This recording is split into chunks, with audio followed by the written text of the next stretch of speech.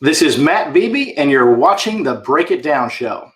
So I belong to this group. It's like I don't know how would you describe, like, what type of group is this? Oh, I thought it was a secret society. I thought the first. I'm not saying the name. I'm not saying how we meet or anything else. Just how would you describe it?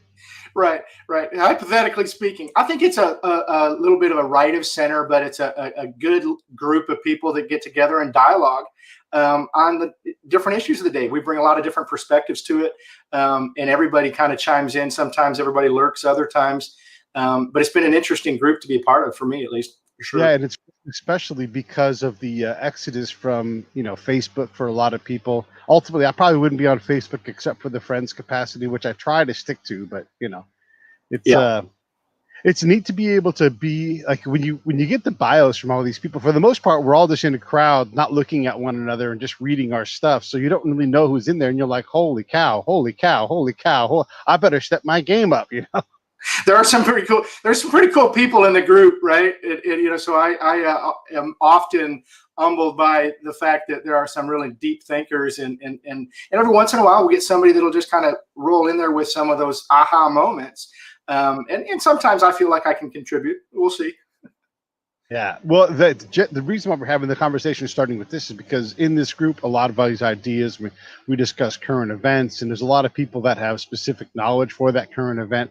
And you've been writing about post-election analysis legally on what's going on. We've got this, someone did a "You Are Here" map, I think, on Twitter somewhere. And it's like, first you hold an election, then people vote, and then, you count the votes, and then you are here. And then a lot of the media is way over here saying we've decided already, but we haven't decided. And I'm not making a statement politically about anybody. It's that we have a process. It is a very close election. And part of that process involves going to the courts and trying to determine, just what is going on. And if we can't tolerate that, then we have a bigger problem than who won the election. No, I absolutely agree. And I think we are so polarized as a society today, and that's a whole nother episode, right? That we could talk about the rationale for why and how we kind of climb out of that. But when we're looking at everything being politicized like it is in our society today, and we every 4 years convene nationally, kind of have this appointed day, right, to select who will be our president and vice president. We probably should take that a little more seriously than some in the media, and maybe even some across the political spectrum. There's sort of either you're closing ranks and turning into this circular firing squad, or you're just random fire everywhere. And what I've tried to do is take a little bit more of a closer look at what's the merit of some of these arguments that the Trump campaign's putting forward. What's the actual process that's supposed to be followed, and is it healthy for our democracy to wrestle with this, or should we just kind of turn the page? And I fall down on the side, and we'll talk about here in a minute, that we really need to take a breath. I've said the only way through it is through it. And I think it's good for our society, good for our democracy, to wrestle with some of this stuff and work through it in an orderly way. Before the election, because I'm some kind of prognosticator, my big prediction was, most of us will be pissed, and we'll for sure have to go to court to decide this thing. No matter who wins, there was going to be a legal fight no matter what. What is it about these legal fights that everybody knew were at least a strong possibility? What is it that makes half of us reject that path, that, hey, why don't you just give up? Whoever it is, whichever side it is. Right. Well, I think it's the other half that makes us react that way, right? Yeah. If we go back, there's this deep national wound going back to the 2000 election with Bush v. Gore. We hear this selected, not elected mantra that some on the left really still, will argue. That they'll tell you that now Bush was an illegitimate president. And then there are some that, sit back and say, hey, Kerry, and he had Ohio stolen from him, and he was a bigger man, so Bush stole his second term too. That's a smaller group of rabid partisans, I guess, on the left that see it that way. But there were at least some elements to both of those claims.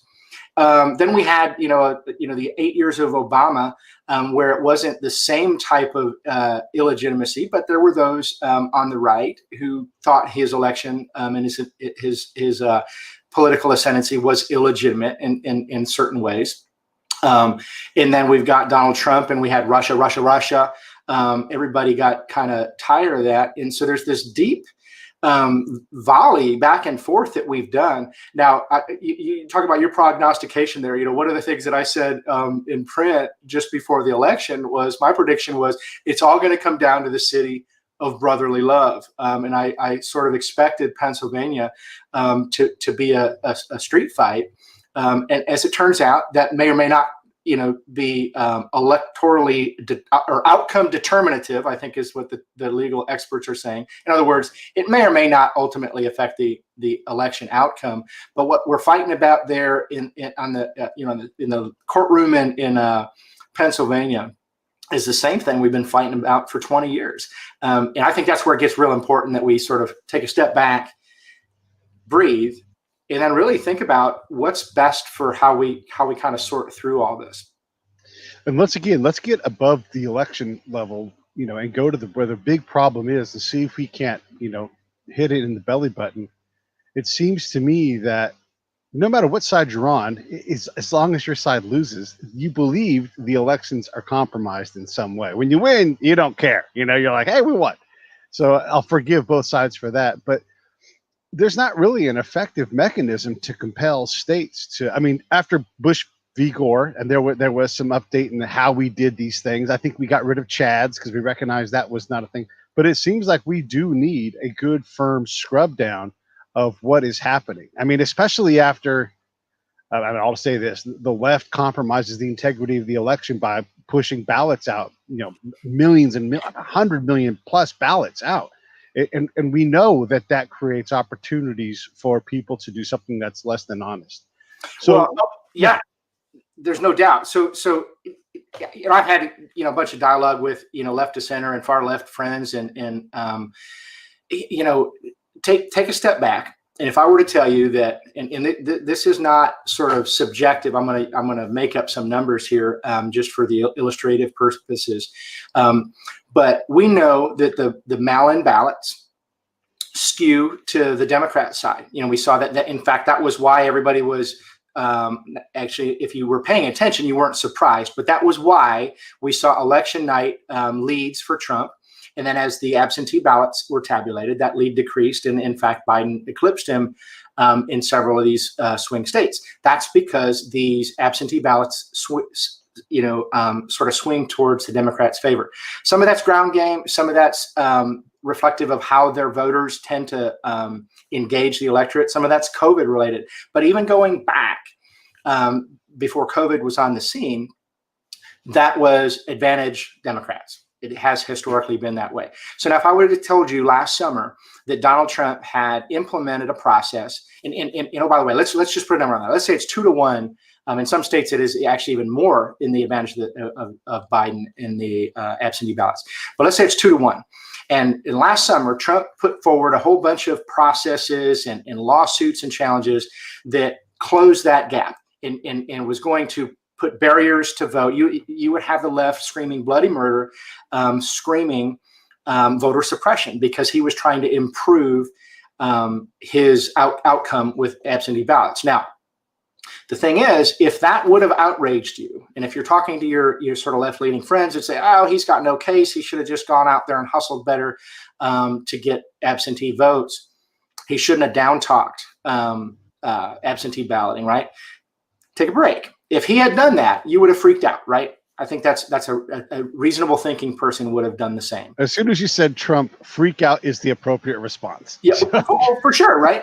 Now, let's look at the record. Let's look at what happened last summer in several of these battleground states. There was lawsuit after lawsuit after lawsuit to compel through litigation, not legislation. Now, there were some legislative changes that happened in Michigan and Pennsylvania by Republican dominated state legislatures, at least Republican influenced state legislatures that tweaked how they were going to do that. Now, that's fine if we do that legislatively. Now, some of the things that were done were empirically stupid because they didn't have a real well thought out plan, but it's legitimate, right? Then the left, in many cases, pursued litigation, what you'll hear a lot of people term as lawfare. They're sort of conducting warfare through the courts to change that, to really, frankly, take every element of election security, that had been in place related to absentee ballots, whether it be signature verification, whether it be ballot request process, whether it be how the envelope is stuffed, folded, unfolded, all of these different rules that are put there in place, by the way, with a rational basis. Let's think about that.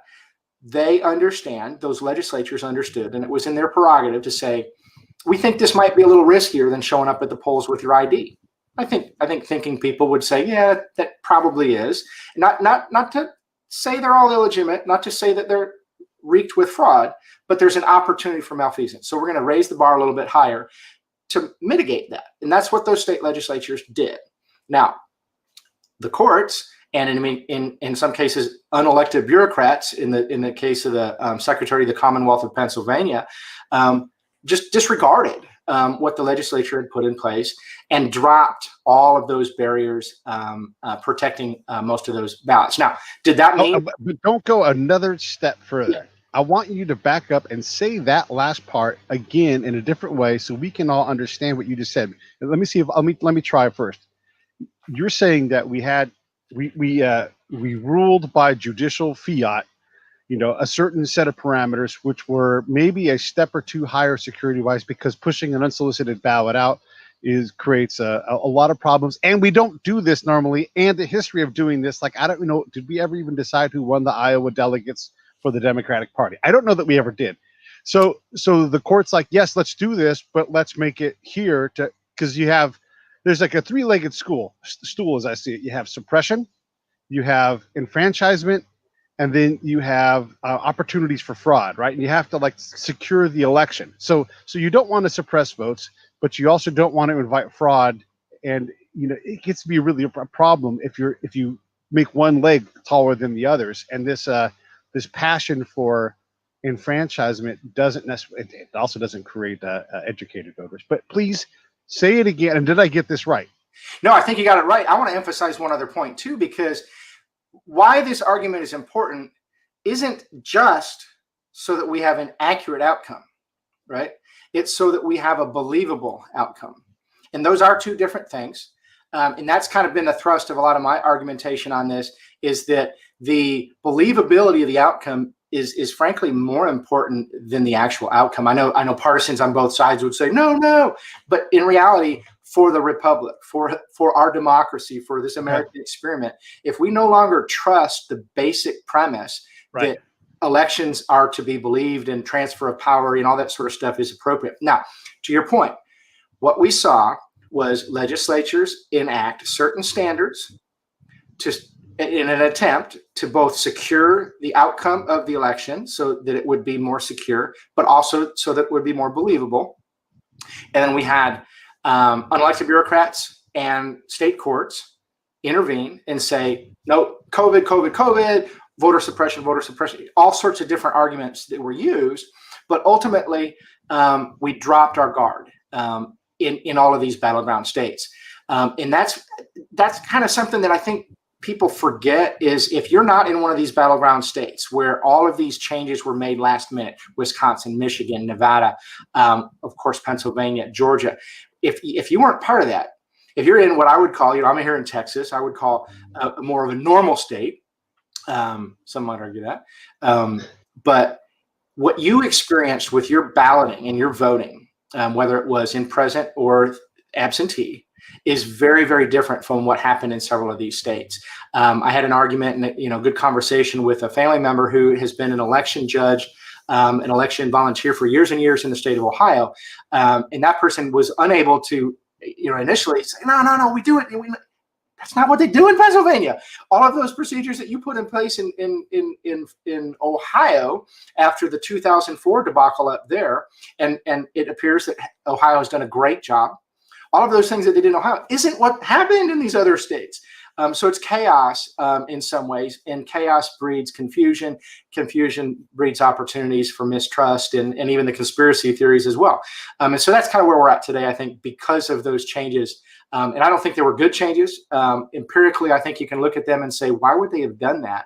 And that's kind of the reality that we're at right now. And some of those lawsuits are ongoing. and some yet to be filed, if you believe some of what the president's team has tweeted.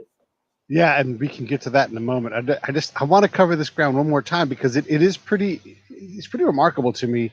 Yes, we want to make sure people can vote, but if you're going to, as an unelected official, say, "Hey, we're going to lower this bar to create," you are now, right or wrong, you are now inviting a lawsuit. You are inviting an injunction, some kind of. There's going to be at least, and these are always multi-pronged attacks. There's always multiple things that you can cite and reference. I mean, I'm not a lawyer at all, but that's just what I know. There's always something. And then I'm trying to be careful not to be too partisan, but no, this is a fact. So I'm just going to say this. And you know me. We've talked on the phone. I'm really big on, like, when you do contentious things, and like an election, it is by definition like, it's contentious.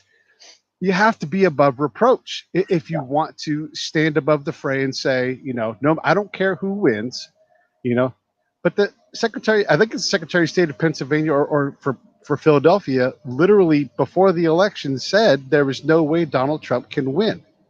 Yeah. Why on earth would you compromise yourself like that, especially going in? That a legal fight is a legitimate, I don't want to say likely, but a legitimate thing. And you've just put yourself in a really bad position if I'm a judge, I don't care about politics. I hear you say that, and I'm like, this stinks. I don't like it. This is a razor's edge. Guess what I'm doing? I'm siding on the other side. Okay, I'm going to shut up and let you talk. Yeah, no, I think that's a good point to emphasize, is that we have a lot of careless. I mean, let's step aside and take one of the criticisms of the president for the last 4 years, right? Is that he, maybe is intemperate with his words, maybe not as well thought out in what he says, right? I don't see anybody really, even the most hardcore Trump supporters, necessarily arguing against that, right? That is one of his things. Now you've got all these other folks doing the same thing, right? They freak out by him. There's no excuse for that kind of talk, right? There's no excuse for a lack of transparency. Daylight is the best disinfectant. And so that was one of the things that, really frustrated me, because I've had, I don't know, we have time to get into it, but I've had some experience here locally where we had a big blow up with some election observers, and it got real ugly, and really it boiled down to the fact that people were just jerks to each other, and that's what you see in a lot of these videos and a lot of the affidavits, where poll worker Smith was a jerk to poll watcher Jones. And so that breeds the resentment that, and then the internet gives it a life of its own. In many cases, a lot of those claims, I think, will be and are being adjudicated in ways that are pretty clear that these were just a-holes being a-holes on both sides. And polite, temperate remarks, transparency shouldn't be something that is that difficult, but apparently it is. Yeah, and then we can talk more about that. But when you act the entire lead up to the election like no holds are going to be barred, and you have people that, look, I'll call it straight out, Adam Schiff is a liar. I've said that publicly a lot of times. That guy, and he's not the only politician that lies, but the dude cannot stop releasing classified information publicly. He cannot put two facts together. And so this guy lies and starts an investigation. Whether or not Donald Trump did anything wrong, we're starting with the guy who's a liar right from the start, because he's compromised himself so many times. The right does this too. There's a lot of liars in DC. I mean, it's a fact. But when you have these people doing these things, it brings doubt into an election. And then, now we get affidavits and people like that Olympic wrestler who's like, hey, I didn't vote in this election, but I did. And this is the problem of trying to prove the negative, right? Like, no, if you don't care to even check to see if you voted and you didn't, because that's your vote, is to not vote. There could be hundreds of thousands of people or thousands of people in the right spot that are voting without ever even knowing. And now you have to prove that. It's work you can do, but it's not work that decides an election. Well, and we shouldn't be surprised that a complex process, I mean, it's not complex in the sense that, hey, I go in there, I pick, Joe, or I pick Donald, right? But it is complex when you talk about the scale that these things happen at. So we shouldn't be that concerned that there are administrative errors and confusion, and some of that sort of stuff is kind of baked in.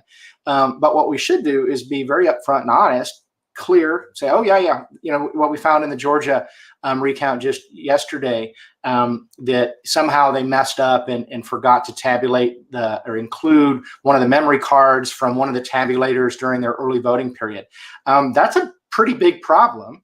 They did catch it. Now, interestingly enough, they wouldn't have caught it if they hadn't done the manual recount. That's a little bit of a concern, because those types of errors are supposed to be sort of engineered out through the checks and balances of the canvassing process. And apparently that one had sort of slipped past the goalie. That's a concern, but I don't think that's necessarily election altering. But I applaud, on the one hand, what Georgia has done to be more transparent, but there's also some things, and it's always this, kind of peeling back the onion. I like to say, the deeper you peel the onion back, the stinkier it gets, and the more your eyes water up. But sometimes it's good, right? So we need to do that. And I just want to say this for the record, I'm pretty progressive across the board. If you ask me on a given topic, like I'm a military guy who's got as much field time as anybody, I don't at all care if you're transgendered, as long as you are either a pro or are working to become one. Will shut up and do the job you're told to do. That's my requirement. I don't care what you call the thing between your legs. I don't care, as long as they're adults. I don't care what you bump against somebody else's, the thing they call between. I don't care, as long as you can do your job. Well, so when I say these things, and I say I'm not political. Yeah, you shouldn't have to care about all those things to care about free and fair elections, right? Yeah, right. I'm just saying there's a whole lot of left in me, and there's some right, and there's a whole lot of middle. And what I do know is I don't know.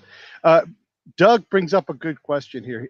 I talked earlier about sending out millions of unsolicited ballots. He said they send out applications, not ballots. And even this, I don't know. Is that true? Is that true in this county versus that state? Right. So in Michigan, there's the Secretary of State up there took liberties. Okay, nothing against the law, but took liberties to say, you know what, we're going to actually send out ballot application requests to everybody. Okay, that's not illegal. Might be a little bit of shifting of that playing field in a way that helps Democrats, I think is empirically true. But those weren't ballots. In some of the states, they actually did send out actual ballots. Blanket, and so we'd have to do a state-by-state accounting to know that. But that's correct. In some of the states, that is all that they did. But again, go back to that illustration I made at the beginning: is if Donald Trump had done anything, either administratively or legally, that tilted the playing field to his advantage, we would have, riots. We had riots in the streets all summer, right? Yeah. But we would have riots in the streets about how terrible that was that he was doing that. What has happened here, whether legally, illegally, or in this quasi, judicial fiat sort of realm, a bunch of things that I've absolutely tilted that playing field towards Democrats. Now, was that illegitimate? That's more of a philosophical question, because that becomes the question: is should everybody vote? Well, we've sort of accepted that as a universal thing, So now the question is, how much effort should the state put in place to drag people kicking and screaming to the polls, or to force them, or to sit them down? How easy do we want to make it? I don't know the answer to that, because I think that's fundamentally a philosophical question. But I do know that playing field was tilted. Whether it was constitutionally impermissible, that's going to be what's going to play out in courtrooms, at least in Pennsylvania today. I think actually it's going to start in 6 minutes. They've got their initial hearing on that, merry-go-round in the Pennsylvania proceedings. Well, and again, these things may not affect or impact ultimately this election. Maybe the horse is too far out of the barn, and these things, are dealt with later. But it is something that we need to deal with. I mean, I don't want to deny anybody their vote. I am for felons getting the right to vote back. I'm for that. Look at me. I'm a hippie. But I am not for flooding the marketplace. I don't care who it favors. I'm not for mass incentive. Like, if you're going to get people to vote, go out and do the damned work. Don't compromise the election by sending out things where, like, hey, my neighbor's mailbox is literally 2 inches, because I put both of them up 2 inches from mine, and all I've got to do is go out and be on the lookout, and there's one, there's one. And I always say, as a spy, you give me $5 million and identify which counties you want flipped, done. I will get them flipped. Someone who needs $500 more than they need to, like they're willing to risk it. You could do a lot of things with a small amount of money. Is that happening? I don't know. But what I am saying is that there's a lot of opportunity. We're putting a lot of trust into a lot of people and a lot of systems that aren't really ever tested. And when we do test them, what do we always find? Like, talk about the state of Texas's efforts to use these machines that are used in a lot of states and how they continued to fail when they did a dry run. Yeah, well, and so, my time in the Air Force, I was a systems guy, mostly in cyber defense, but we did some communication security stuff for some big national capabilities. And one of the things that underlies good system design, system engineering practices, especially when humans are involved, are fail safes, check safes. Do we have a process that keeps this? So if my process of counting ballots is prone to failing in a particular way, what is the double check that I have in place? So those sorts of things are reasonable. Now, what happened in the case of Dominion voting systems here in Texas is our Secretary of State, they did an analysis with the Attorney General's office involved and came back and said, you know what, there's some errors. Now, remember, just because Texas elected not to use the Dominion systems doesn't mean it's this blanket indictment that they're hacked by Hugo Chavez and the Venezuelans, which is one of the attack lines. Maybe they are, right? But it's not unreasonable for us to say, wait a minute, there's some stuff in there that is prone to being abused. So you should not have a system of this importance for our nation that depends on the good faith of people that could be bad actors, right? And that's why we need to have some of those checks and balances in place. Some of those are, in fact, playing out now with recounts and recanvasses and manual counts. But what we're talking about in the courtroom isn't so much the mechanics in the X's and O's of how the vote was tabulated and recorded and reported, right? That's a whole class of potential problems that are real, right? I don't want to downplay that. But what's happening in the courts are more on the side of sort of the front end. How did we get to that point? Did we illegally change the rules at the last minute? Did we usurp the authority of the state legislatures from a judicial and executive standpoint to make it easier for Democratic aligned voters to engage in voting?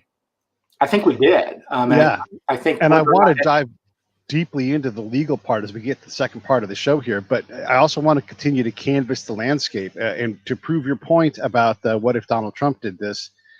We know that the adversarial nature of this, and then I'm going to be critical of the people that are like, Donald Trump cannot get anything right. When you do that, you're now unreasonable, because of course he gets something right.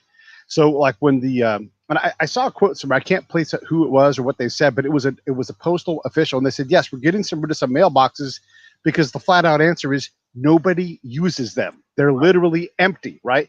And so, but that was turned into a political narrative, not an improvement of the system. And then it appears that the mail service was not a significant problem. Have they contributed to some counting problem? Okay, maybe, but the mass cry that came from the left hasn't proven out to be true, but it's still real in a lot of their minds that this was done to usurp the election. And then the other thing I wanted to say about the machines for counting votes is Hillary Clinton's people, if not herself, questioned the legitimacy of the same machines that are being questioned. And I say all of these things to say both sides argue when they're not on the winning side, and there is an accounting that needs to be done. This is not a simple thing where, hey, Joe Biden won, get over it, suck it up. No, there's a lot of contention. And one thing I've learned from combat zone time is the specter is always worse than the actual problem. So maybe the problem is small, but it is growing out from that, this bigger problem where you cannot tell people that the election wasn't robbed from them, or you cannot tell people that this clearly is a win for their guy. So I wanted to say those things to kind of wrap up this landscape. This is complex. This is not easy. And when we talk about legal things, you are often talking about minutia. And sometimes you file the suit just to get the words into the court to establish groundwork for something else. Even if you lose it, you're just trying to work your way through these problems. Talk to us a little bit about what you see going on in Philly or whatever areas. Okay, so there's ongoing lawsuits by everybody and their brother that saw something bad happen that has enough to pay the filing fee and engage an attorney, right? So there's a whole bunch of wheat and chaff that's sort of shaking out, and of course, all the Trump's lawsuits are getting swatted down. He's got no merit. Well, there's actually only a couple that the Trump campaign has actually filed or participated in. So there's a very small subset. There are a whole bunch of what I would call uncoordinated, throw something at the wall because you were outraged kind of lawsuits that are being dismissed, right? Yeah. So there are ongoing lawsuits in several of the contested states that the Trump campaign has alleged or promised, I guess, depending on how you want to interpret their words, that there are more coming. But the main one that I think really is, well, it's further along in the process, let's just say, is what's happening in a Pennsylvania courtroom, or I think it's a Zoom room now, right? As we speak. And that's the argument that the Pennsylvania Secretary of the Commonwealth put in place changes to the way that the legislature had prescribed the elections. And it did two things from a constitutional legal standpoint. One is that caused an impermissible, unequal treatment of voters. So we have an equal protection under the Constitution that's guaranteed. If anybody really wants to get down into the weeds, in 2000, Bush v. Gore had a whole bunch of stuff thrown at the wall. But the essence of the finding there was we really can't permit a state court to allow a process to unfold that is going to result in disparate treatment and an equal protection violation. And so that was why the Supreme Court said, time out, we can't continue this recount. You're not doing it in a way that is reflective of the constitutional protections there. So that's one claim. That's really, frankly, the major, primary, maybe even arguably the only claim that the Trump campaign is hinging that lawsuit on. Now, I want to talk about the second claim for a second here, but admit full well that earlier in the week, or late last week, it all blurs together, the Third Circuit held that this was not a permissible argument for the Trump campaign to bring. So let me talk about that for a quick second. So the second argument, which was actually put forth by Chief Justice Rehnquist in the Bush v. Gore proceedings in 2000, was that Article 2 of the Constitution is very explicit when it grants the authority for the selection of presidential electors to the state legislatures. Now, there's a great rich tradition of the Supreme Court of the United States yielding to state courts with respect to interpretation of state laws and statutes. It's kind of that federalism, kind of balance of powers. There's that tradition. But one of the areas, there are a few, but one of the areas where the Supreme Court has saw fit to say, we have actually sort of a veto authority, so to speak, here, is where there's something called out explicitly in the Constitution, like the Presidential Electors Clause. And so the argument of the Trump campaign was by having a ministerial appointee of the executive, the Secretary of State or the Secretary of the Commonwealth in Pennsylvania isn't even elected. In some states, the Secretary of State is an elected official. Then that person and a whole bunch of lefty groups, you can't look at who was pushing these lawsuits and not recognize that this was an intentional lefty push to kind of change these rules. But setting aside that, if we want to be straight down the middle, the Secretary of State and the state courts came back and said, the legislature didn't really mean that. Or if they meant it, it really doesn't apply here because we need to do a COVID thing. Or they were unclear here, so we'll go ahead and interpret it in a very specific way. So the argument, the Article 2 argument, is that the state courts and the executive branch of the state has no right to do that. They can't. It's the legislature is prime there. Now, what the Third Circuit held was it's the state court or it's the state legislature that would have to bring that suit. And so far, the General Assembly in Pennsylvania has not seen fit to participate in the Trump lawsuit. So that second claim, while I find it persuasive, In fact, as a separation of powers guy, that I think we've lost this, the abdications and usurpations of the way that we allowed judicial supremacy to reign. I think anytime we can roll that back is a good thing, right? So I'm disappointed to see that cause not advance, but it appears that cause isn't really likely to go anywhere in the Pennsylvania case. So that brings us back to this equal protection claim that the campaign is making, and believes that is significant enough to do one of two things: either completely carve out 600,000-700,000 votes, and I don't know as a practical matter how that would even work. They could conceivably retabulate those so that they would know how many to subtract, but I don't see honestly that being a practical solution. So what I think, if they prevail, and if it gets to the Supreme Court and they are amenable to the argument the Trump campaign is making, they would prohibit the Secretary of State from certifying the electors that were the result of that election, which I don't know. That's a pretty big deal. It doesn't necessarily mean that Pennsylvania's 20 electors are out of the mix. It just means the state legislature now has a problem. There's a big turd in the punch bowl, right? And so how do they react to that? Yeah. How do they come back and fix that? Now, to me, it would be fine from a constitutional standpoint if the Pennsylvania legislature convened, looked at the facts, and then awarded the electors to Joe Biden, because that is what they thought. Now, the Republican legislature of Pennsylvania doing that, everybody assumes would be a terrible thing, and it wouldn't happen, and they would hand the election to Donald Trump. I don't think that's necessarily assumed. Now, if they're persuaded that the potential of fraud and the usurpations of their authority was so significant that it altered the election, then in fact they would have a strong case. But remember, they have to answer those same voters.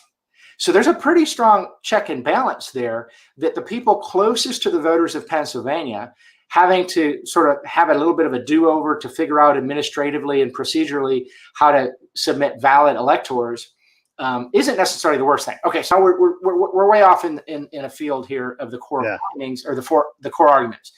Let me recap.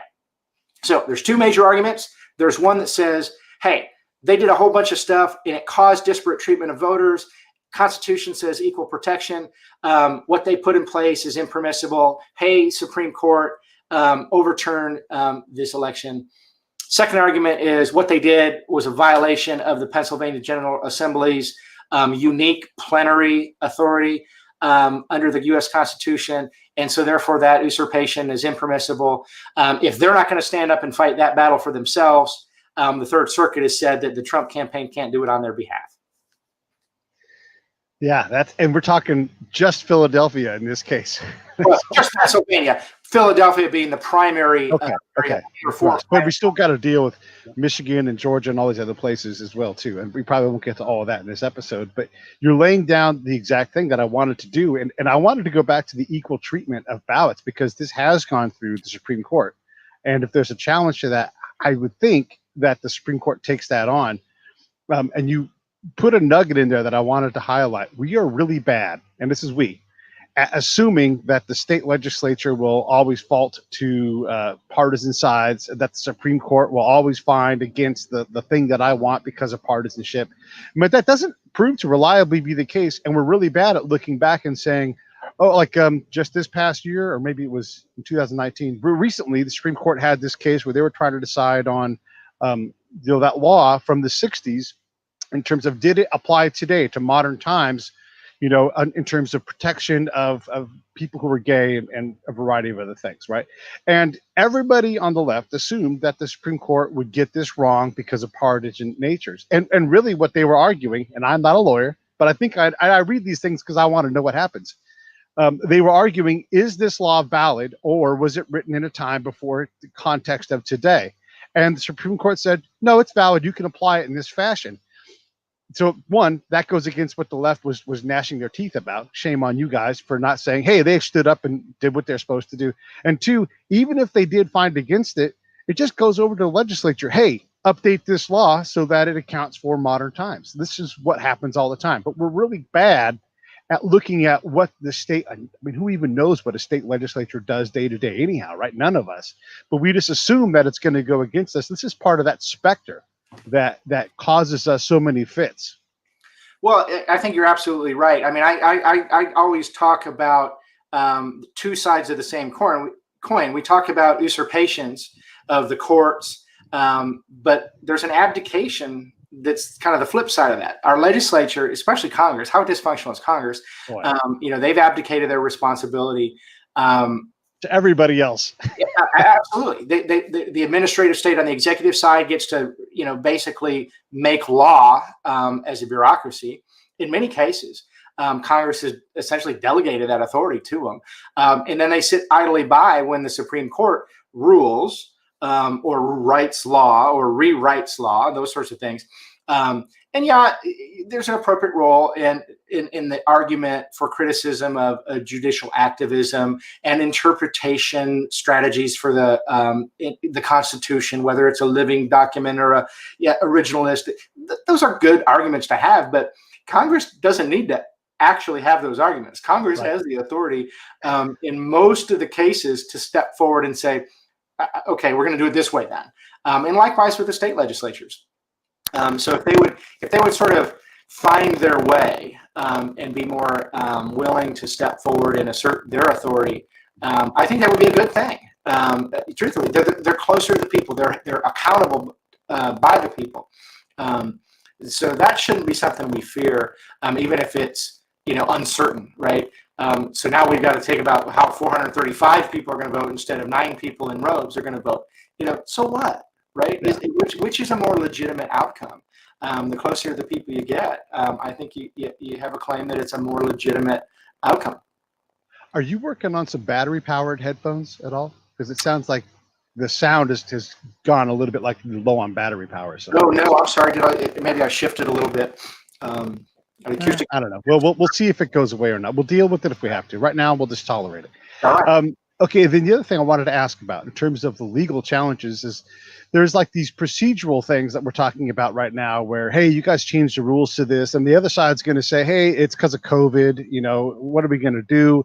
And as a judge, you're like, yeah, you know what? This has never been considered before, so what am I going to do here? As I sit on the court.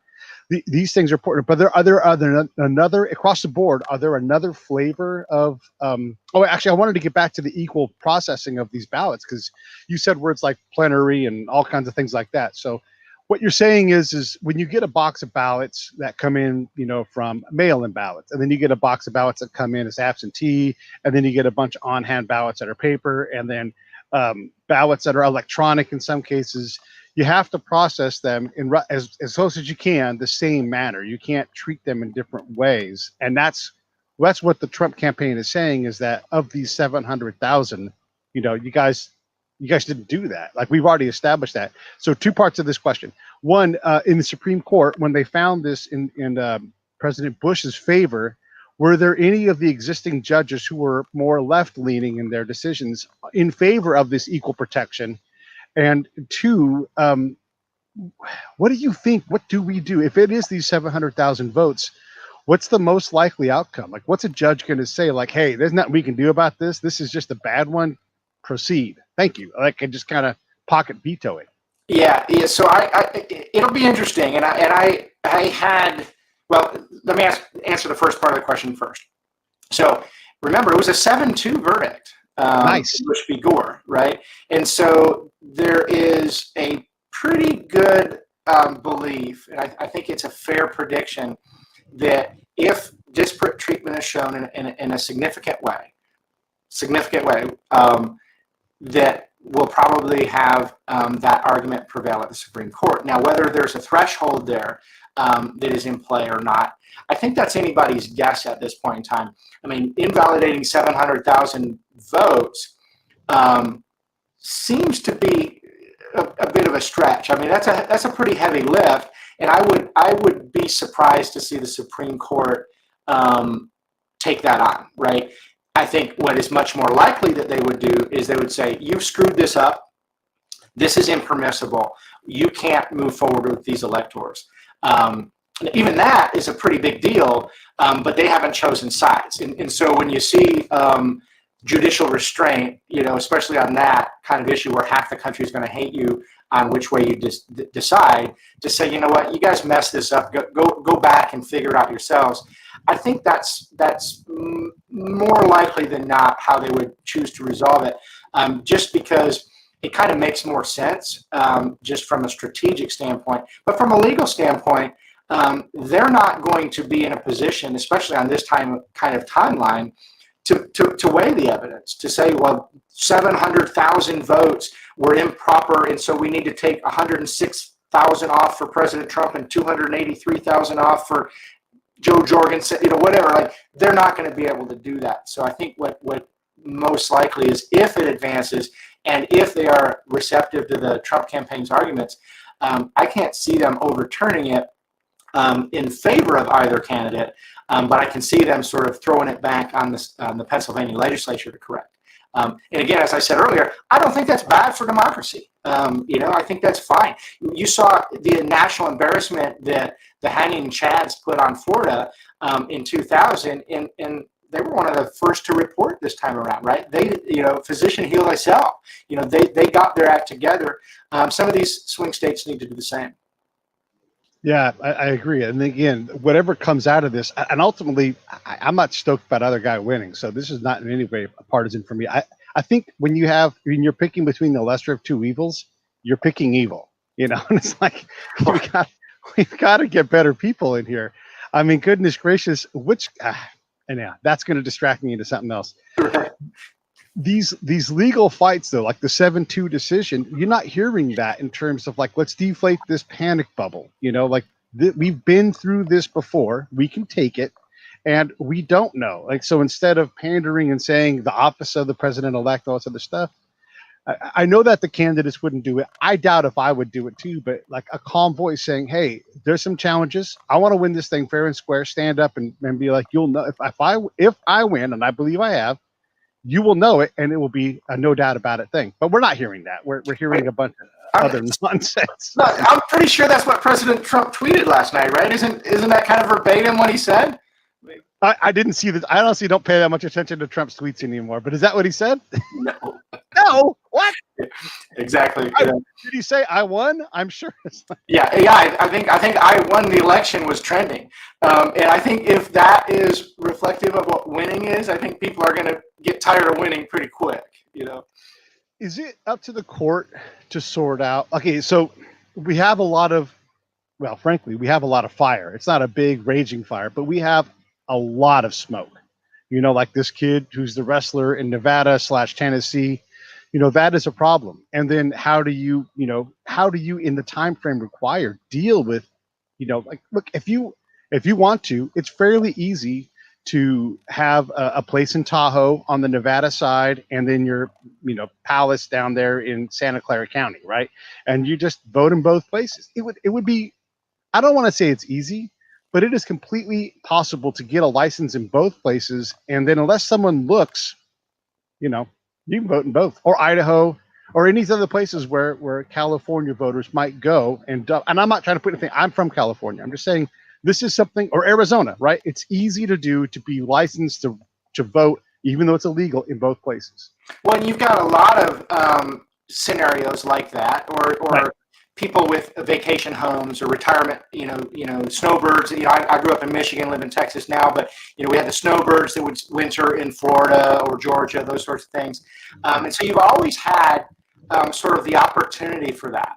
And what has always shocked me is that there's no system that deconflicts that sort of thing. Now, it's a big challenge, right? Because people move. We're a migratory society. So legitimate people are moving from, California to Nevada today. They were moving on election day. And so where do they cast their vote? Are they disenfranchised because they're in transit, or do they, those are reasonable questions. We should be doing a better job of trying to deconflict that out. It's against the law everywhere. But nobody actually is checking. Now, interestingly enough, and I've been tracking this, and they haven't really come out with any smoking guns yet, but one of the lead data guys on President Trump's campaign in 2016, pulled together a crew, and you may have tracked this. He got shut down on the GoFundMe because he was doing something so outrageous is to try to gather money so that they could buy the data, to put a bunch of nerds in a room with a database and a bunch of computers to kind of figure out, hey, is any of this kind of stuff actually happening? Yeah.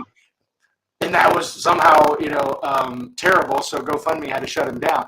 But that is an ongoing effort, and they actually were able to fund that through alternate means. And that'll be interesting to see because that's unprecedented. Now, I'm a kind of a computer guy. I've built an IT and computer security company here in San Antonio.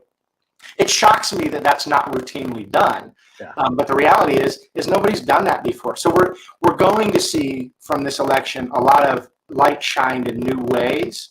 I hope the legislatures of the several states all take note. I don't want a federal solution for voting. I mean, that's the whole idea here is that we're 50 laboratories of democracy. But unfortunately, half a dozen of these laboratories of democracy seem to be exporting something similar to the Wuhan Virology Institute, right? This is poison for the overall health of our society if we're this careless with how our elections are administered, so that we cannot. They might be completely proper, but again, as I said at the beginning of our conversation, the believability of the election is more important than the outcome from a long-term health of the republic standpoint. And on that measure, several of these states have absolutely failed. Look, anytime the court is deciding minutia for us, we've all lost. Like the court will sort this out, and whichever way it goes, I know I can take it. It doesn't matter to me who's president. Like I'm going to be able to go do what I need to do. But we've created an environment where there is so much doubt, even when they decide. Imagine if. And I know this is a long shot, but this is it's kind of like in baseball, like, oh my God, what if 5 teams are a flat-footed tie at the end of the season? What do we do? And we just hope it doesn't happen. But the reality is today, right now, as we speak, there is an opportunity where we're 2 or 3 steps removed from, the votes of the people deciding this election, and it goes to, the state houses, and they start picking this thing. I think that's how it works. Either way, I guess what I'm saying, just for the audience in general, if we create this car crash, which is absolutely, there are cars on the road pointed towards each other. This is possibly about to happen. It won't be decided by the mass. It'll be decided because we failed to come to a conclusion. There was enough chicanery that it's going to go to a place that leans largely Republican. And then what happens? Like if we go to this juiced up conclusion that nobody wants, and then Trump wins, look out. I don't know if that's worth this. I don't know if that juice is worth the squeeze. Well, so I would argue the opposite. Okay. In a way, because I think that's far better that we would have to sort of go to extra innings or go to overtime or whatever analogy you want to use there, and have the people's representatives, right? It's not illegitimate when because frankly our Constitution says that it's the state legislatures, and it used to be, we didn't used to always have direct election of president. So if we have to go back and those folks that are accountable to the voters in the state of Pennsylvania, for instance, or any of the other states, have to step forward and say, what, we need to clean up this mess, and here's how we're going to do it. And we believe that it's justified that we go for Trump or stay for Biden or whatever. I don't think that's bad. In fact, I would argue, and this is sort of my thinking going back to 2000, is that a lot of the pain and the partisanship and really the growing bitterness in our partisanship is really due to unresolved trauma.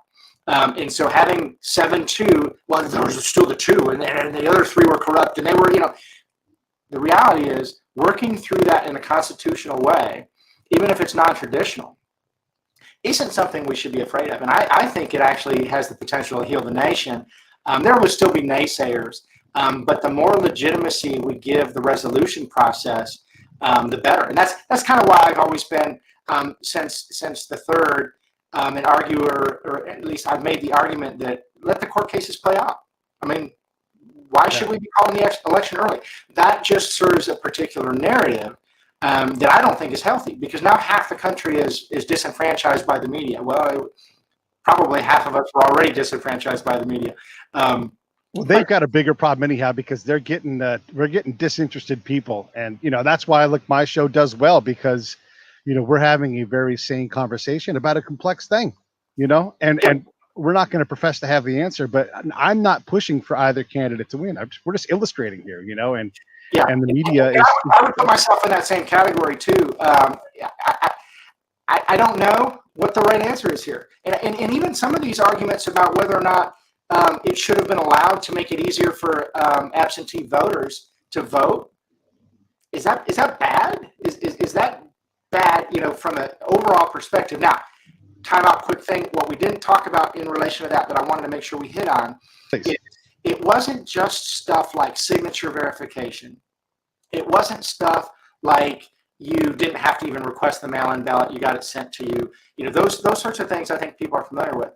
But some of the other things that they put in place either reduced the exposure or allowed it completely for things like ballot harvesting. And not everybody's familiar with that term, but we would all think, and I think we would all think, that if I'm a partisan activist and I work with the administrator at the nursing home to roll through and get 100 ballots and help all the people in that nursing home cast ballots, many of which, in my hypothetical here, aren't really particularly even there. Like, we would all think that's probably an abuse of the process, and that's illegal in all the states, right? But what are things along those lines that might be approaching that that were now permissible? Can I go through my neighborhood and help all of my shut-in neighbors that might not get out to the polls fill out their ballots? Well, if they fill them out themselves, I'm technically legal. But what if I'm, asking them 17 times and I'm going to keep coming back unless you vote? Yeah. And so what we did was we allowed a lot of those types of things to happen too, which I do think perverts democracy. And so this mantra that everybody should vote, I think is fair to say. But I do think we need to be careful where we empower and enable people that aren't encouraging democracy. They're pushing for a particular outcome to have more and more power. Because I've claimed, a lot of people have argued with me about this, but I've claimed that in some of these areas, we've put forward a de facto proxy voting scheme where you've got, the machine, so to speak, pushing people to vote. It may be pushing them to vote a particular way, and I don't think that's particularly healthy. And certainly dropping the security mechanisms that would have prevented that is not a good thing. And the spy in me salivates at an opportunity to go out and exploit something for money. I personally wouldn't do it, but I don't have a dog in this fight. If I had a dog in the fight, you better look out. Well, so let me want your appetite on one of those things. So in one of the states, they took and said, you have to have your ballot, you sign your ballot and you take your envelope and you have to either give it to your county clerk or you have to mail it, right? We're going to assume the U.S. Postal Service never misdirects or otherwise mishandles mail. So, right. But in some of the states, they said, well, you can actually have these ballot drop boxes where you can drop your ballot off, and they're unattended. Right. So now I've got a prohibition that I can't take anybody other than a family member's ballot for that. Like that's the law. But I have a drop box that in the middle of the night, Joe can swing by with 100 ballots and dump them in the box. Nobody gets to catch him. There's no way to prohibit that. And so did that happen? I don't know.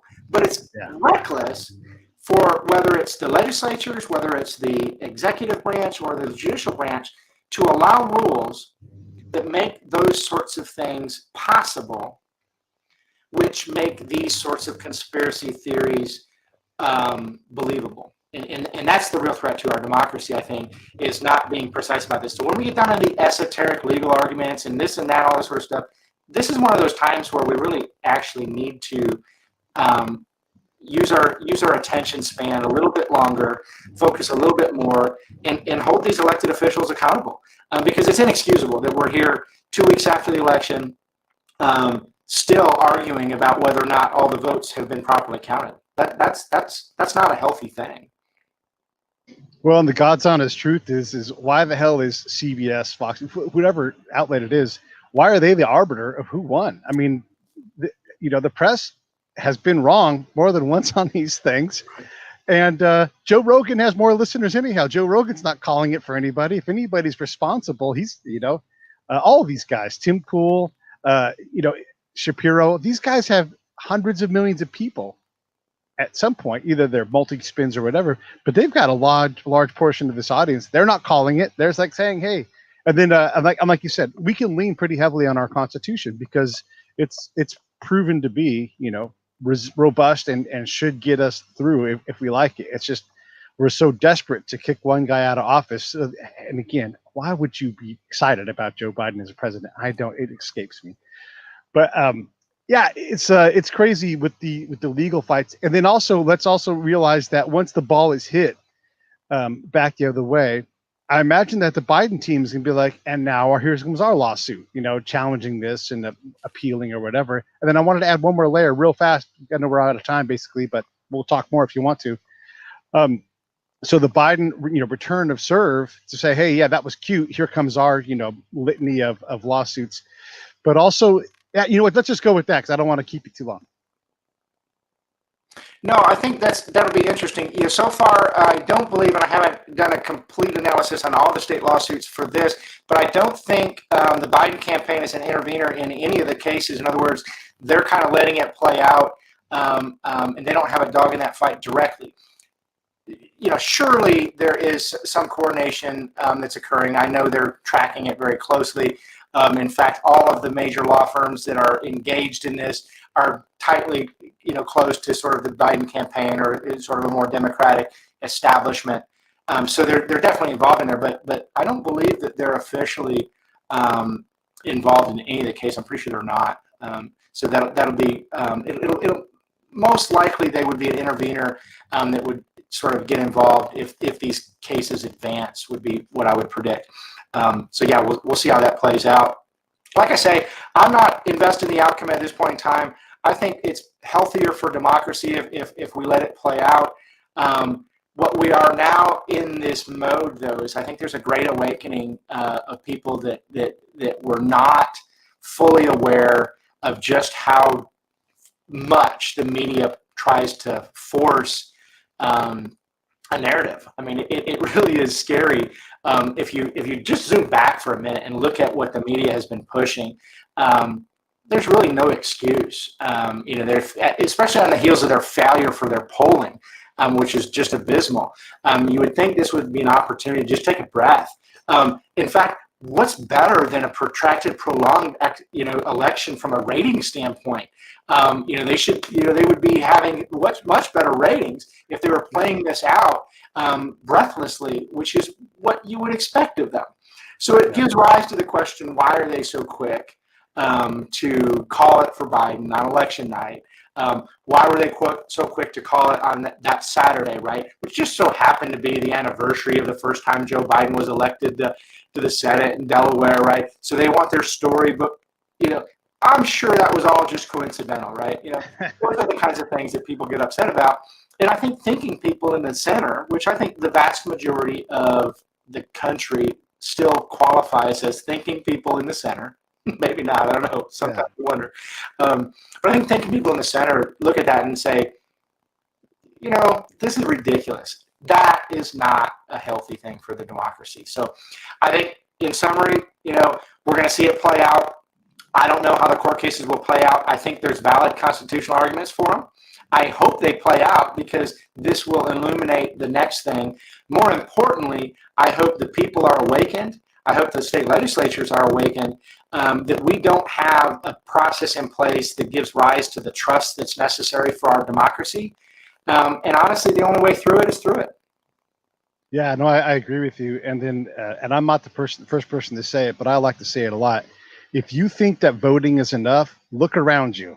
Like your vote, you are at the end of the decision process. Go get earlier in the decision process. Get involved at your county, at your state level. You don't have to win an election to be helpful, to participate in democracy. If we don't participate, it will be decided for you like this here. I don't even have a candidate that I like in this thing. And here's all this attention being shown towards it. Meanwhile, we still have legitimate problems. Meanwhile, we still have a Congress that can't seem to pass any significant legislation. We've allowed presidents to rule via EO, which is hazardous and chaotic, and we have, because the legislature won't declare war, they won't write, they won't use their checkbook to solve problems. The president and now the courts are all ruling by, their own individual process, and it's further eroding our ability to protect ourselves from ourselves. And I don't like it. I don't like that. I don't like that at all. Absolutely. Okay, man, listen, this was awesome. I really appreciate you coming on. Let's do more of these. Let's check in if this thing continues to go down the road. I have no idea what's going to happen. I just know this because of not 2020, but because of Donald Trump's involved. There will be chaos. There will be another twist and another turn after that. I don't know what the hell the Kraken is. well, yeah, so the Kraken, it's either Rudy Giuliani is the Kraken, right? Or Rudy Giuliani is ushering in the Kraken. I don't know which it is, but Rudy was named the sort of lead counsel before the proceeding there that's ongoing right now. So I'm going to dive into that here as soon as we get off. I'll keep you posted. Thanks for the opportunity, man. Yeah, I got to say one more thing too. When we have legitimate journalistic pieces, right, with unsighted sources, which is a thing that we do in journalism, and they say, I found a person who admits to turning 7,000 plus votes and working closely to get people elected, and half of us dismiss this as like, oh, that's nonsense, but they will gladly say that the president said stuff that nobody else in the room says that he said, like this whole thing about being. Donald Trump has done more for veterans than any recent president that I can name, just through the VA of itself. And you're going to tell me that guy thinks bad about veterans? No. Okay, maybe he's an asshole. Maybe he's a jerk. But that story had no legs. Okay, let's say he said that stuff. Maybe he was joking. I don't know.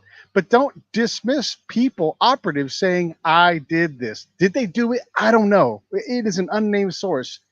Why would someone name themselves? They wouldn't. Who would ever want to go on the record with this stuff? We've got to do better. We rely on all of us here in the media. You're part of the media too. You're writing for the Federalist. Oh, the Federalist, that's a right-leaning rag.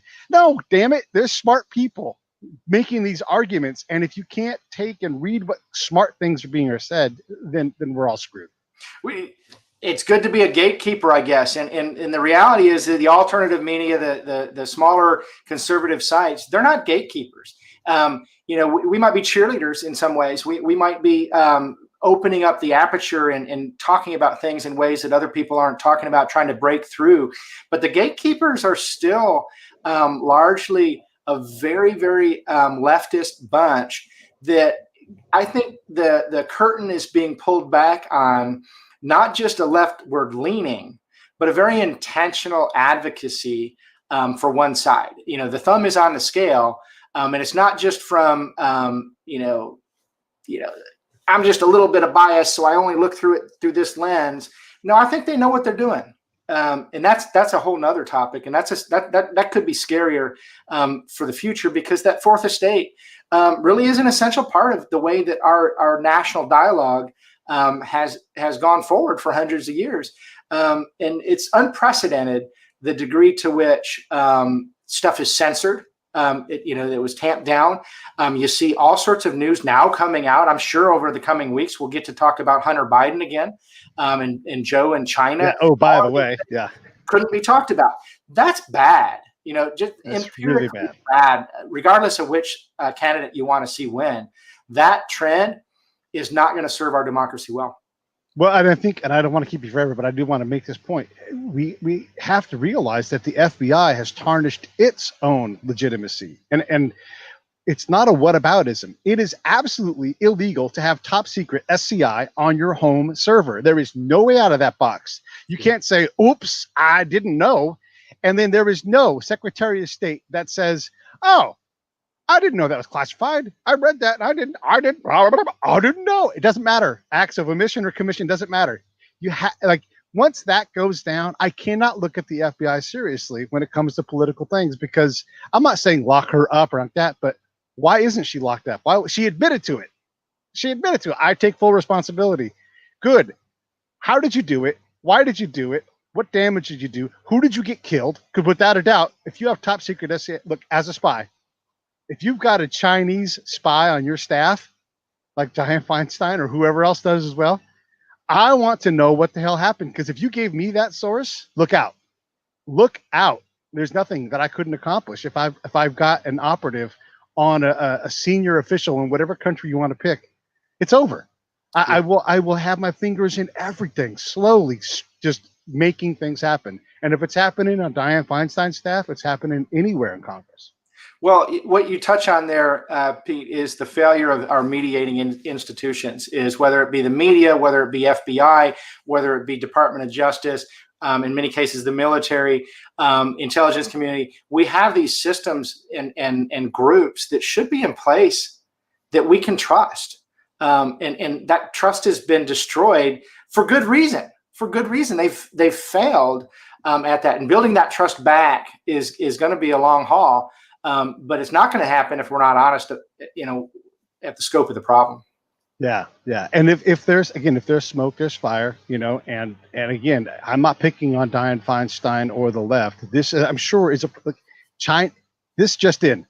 China has the biggest intelligence organization in the world. We open a counterintelligence case against them every 10 hours on average. They are in everything, trying to compromise everything, to include the equipment they send us to we have to update our electric grid. Guess where we get a lot of our parts from? China. Guess what they are? Compromised. Why does the Department of Energy have counterintelligence agents?